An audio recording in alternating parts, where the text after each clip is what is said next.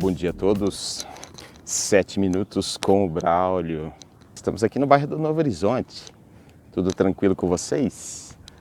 Dá até para ver o leve brilho do sol aqui atrás, escondidinho.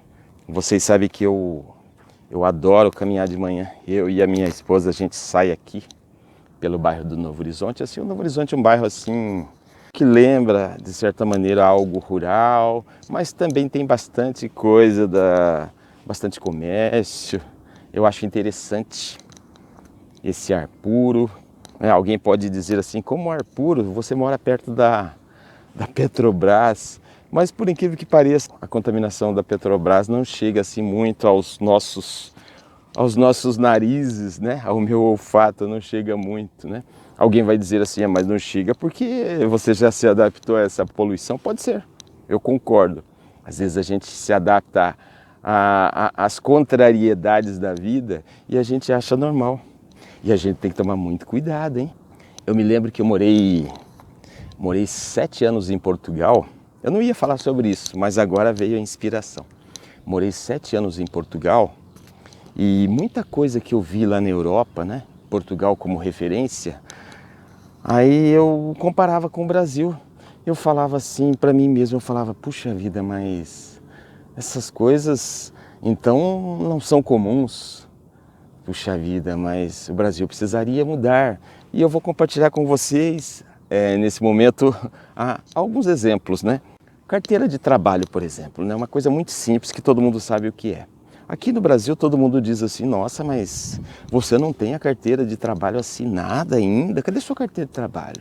Hoje em dia nem tanto, porque hoje em dia as pessoas têm tanta falta de emprego, mas nos anos 80, nos anos 70, todo mundo tinha a obrigação de ter uma carteira de trabalho, tinha que estar ali assinada com o nome do empregador.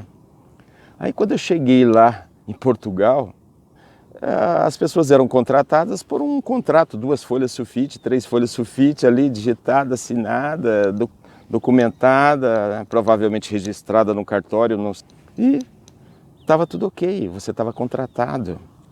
Aí quando eu falava isso aqui no Brasil, as pessoas diziam assim, mas como não tem carteira de trabalho? Como é que ele vai se aposentar? Como se uma carteira fosse suficiente para aposentar ou não a pessoa. Dessa maneira, você arruma uma carteira, mete lá 20, 30 carimbos lá e pronto, você também já pode se aposentar porque você tem a carteira cheia de carimbo. Então não é bem assim, porque tudo isso tem um registro, né? E hoje em dia toda aquela documentação, supõe-se que toda a documentação lá do Ministério do Trabalho, do INSS, não sei, já deve estar nos computadores aí do governo, né? Porque o governo também não vai querer ficar pagando nada para quem não tenha o tempo mínimo de trabalho. E ao longo de nossas vidas, muitas vezes a gente trabalha, mas não de uma maneira oficial, registrada. Então existe esse problema também, né? Essas diferenças.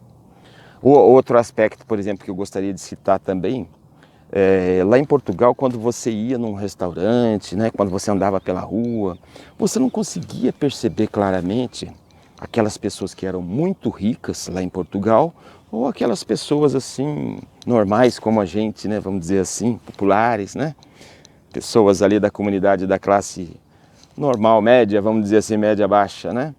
Porque a maioria da população portuguesa, ela é muito homogênea, né? Eu diria que 80% da população tem a mesma faixa salarial, o mesmo padrão de vida, isso 80%.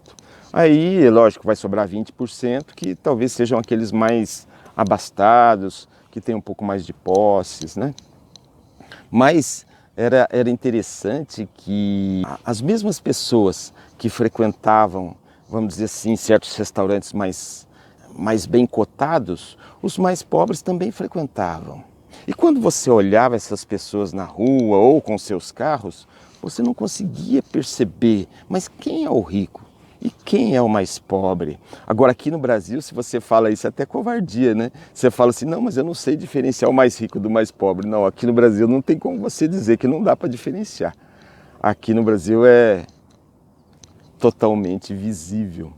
Por isso que eu fico chateado quando dizem, não, mas o Brasil é um país igual no aspecto social. Não, não é, não é. Não é. Inclusive, todo mundo percebe, é algo que é muito fácil de se perceber, principalmente a gente percebe que a classe mais popular, mais carente, mais pobre, ainda é aquela classe que foi descendente dos escravos, que são os negros, né?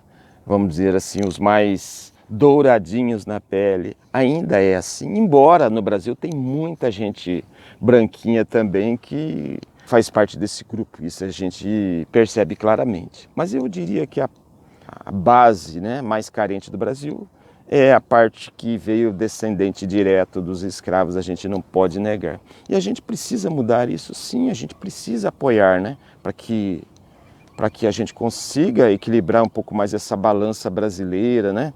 A gente precisa de um país que conviva assim numa sociedade mais igualitária, né, onde as pessoas tenham condições melhores, né?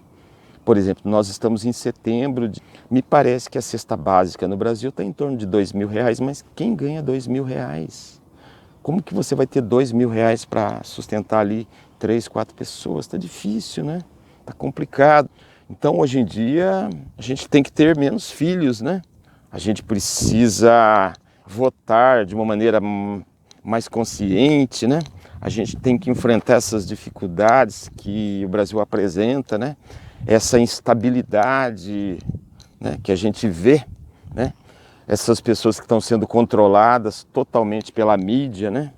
Pela comunicação. Então a gente tem que tomar muito cuidado. Quando eu falo comunicação, não é só a Rede Globo não, pessoal. É internet, são as várias maneiras informativas que fazem do nosso dia a dia do Brasil. Mais uma coisa eu acredito, né? Algo assim que muita gente vai dizer, né, mas eu não acredito nessas coisas, eu sou cristão. As pessoas acham que quem é espírita, quem acredita nas sociedades alternativas aí, né, a Eubiose, Rosa Cruz, as pessoas acham que a gente não cultua Jesus. Mas pelo contrário, Jesus foi o grande mestre, o grande balizador, aquele que veio como ponto de referência, a grande luz. Lógico que a gente acredita. A gente simplesmente não acredita da maneira ingênua como as religiões mais poderosas ensinam. É apenas isso. E a gente acredita também que, principalmente, né, os reencarnacionistas, que são boa parte desse grupo que eu citei, né, nós acreditamos que vai haver uma nova oportunidade. Porque 70, 80 anos, 90, não dá pra nada não, cara. Eu mesmo fiz aniversário essa semana, eu tô com 58. Puxa, eu não fiz quase nada. É lógico, e se alguém bater um papo comigo, vai dizer, nossa, professor, o senhor esteve em Portugal, agora o senhor esteve lá no Egito. Olha, eu sou bem sincero, eu dediquei uma parte da minha vida a fazer algo que trouxesse agrado à minha alma. Não o meu enriquecimento material, não. Eu só tenho uma casa, eu não tenho nenhum carro. Ah, eu sou um milionário? Eu sou um milionário do conhecimento. Eu me sinto feliz. Eu tenho 58, mas parece que eu vivi uns 150 anos aqui no planeta Terra, nessa encarnação. Vai dizer assim, mas isso é loucura. Não, não é loucura.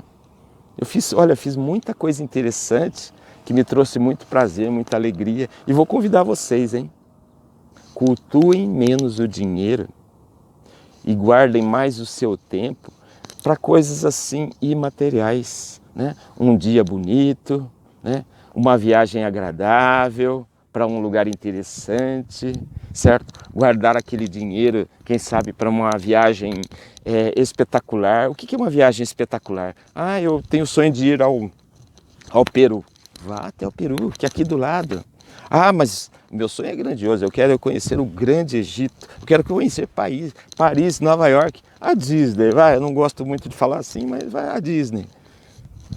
Sejam diferentes. A vida é curta. Pessoal, olha que sol lindo, tá batendo em meu rosto. Vou me despedir de vocês desejando um bom dia, uma boa tarde, uma boa semana. Paz, amor e harmonia, que Jesus esteja com vocês. Valeu, tchau.